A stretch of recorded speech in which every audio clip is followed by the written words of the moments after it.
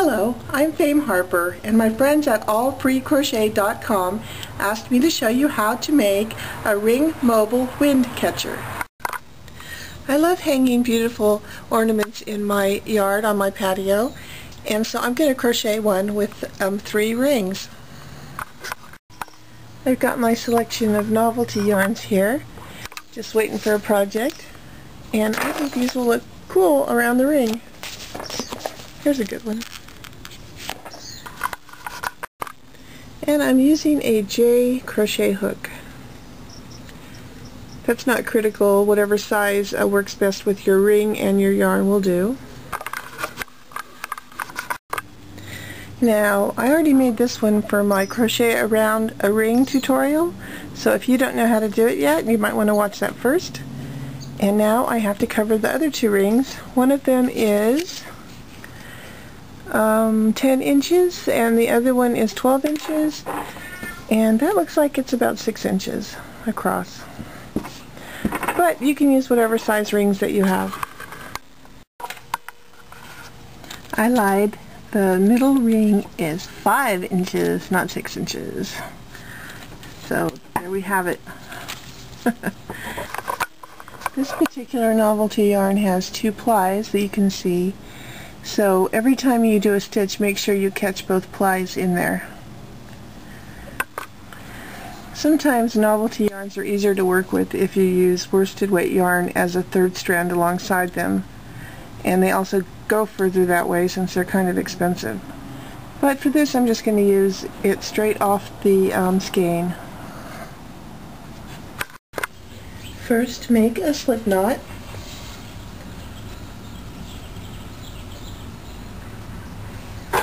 Grab your ring in your other hand. Okay, I'm going to go through the middle of the big ring, pull up a loop, and then single crochet, and then from there on out you single crochet every one. Go through the big loop, pull up a loop, go through both loops, 1 single crochet, pull up a loop, pull up and go through both, another single crochet. Just go on around.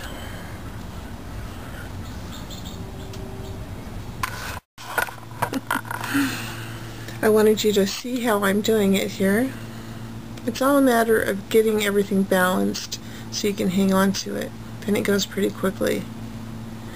Now I've decided the orange one doesn't really play well with the other colors in the group, so I'm going to undo the orange one and do one of these fuzzy yarns around that one. See how fast that pretty much goes. And then pack it as tight as you think it looks good. You might have to push it around a little bit. And then when you're done, fasten it off with a slip stitch. Before you join it, make sure it's not twisted, because it can get twisted around there. Just feel it, and the crocheted side will be obvious, and you can push it towards the inside or the outside depending on what you're making. For this, I'm pushing them all to the inside. Make sure it's not twisted, and then join it. Now at the end I have the hanging end, so don't get tangled up in that. Just leave that over there. Figure out where it goes exactly. Now I'm going to grab both of those first stitches there. Take your working yarn, pull it through both loops. It's kind of tricky with the ring in there. That's a slip stitch. And then cut. Pull it through, and then weave in those ends of both the beginning and the end. You're ready to do the next one.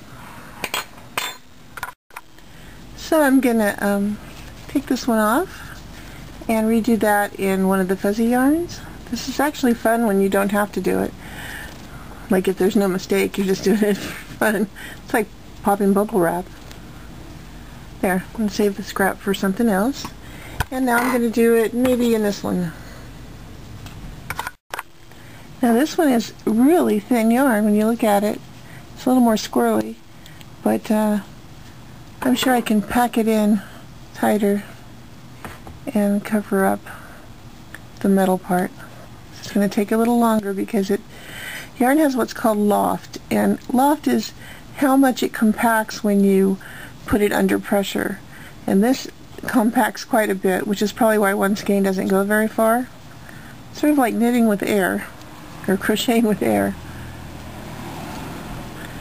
There, and then you would just scrunch it together. Scrunch, is that a word? This came out very cool. You could put a picture in there somehow. You could have a cool hanging photo ornament. This is going to be fun. Isn't that cool? I feel like I'm crocheting an ostrich. Or big fluffy bird or something. Isn't that funny? If you drop one, pull it up high enough so you can see where you dropped it and go back in. Actually, this stuff tangles, so even if you totally missed a stitch, it probably wouldn't unravel because it gets caught on itself, but let's at least try to be technically correct and go through the loop. Alrighty. That looks very cool.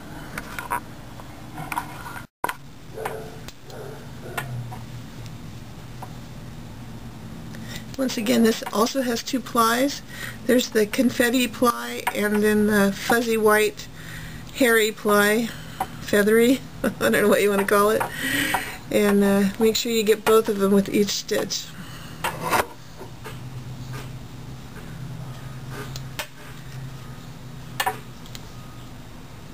This is fun.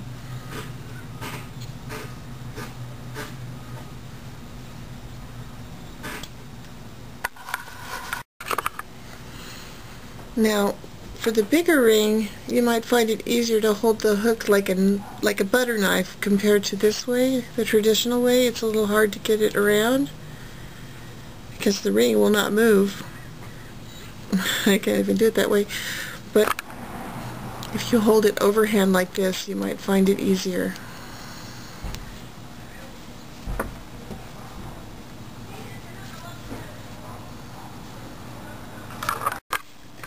Now, if you wanted to give this an entirely different look, you could crochet around it with a rope type product like hemp or jute or linen or something like that to give it a more almost nautical look to it.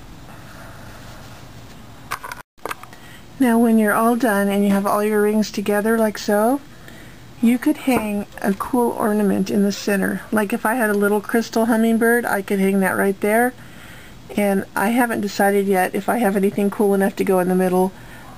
Or you can just hang it plain. I mean, it's certainly enough visual interest just as it is that you don't need anything in the middle. So I'll leave that up to you. Now I'm going to go find my yarn needle and weave in all the ends.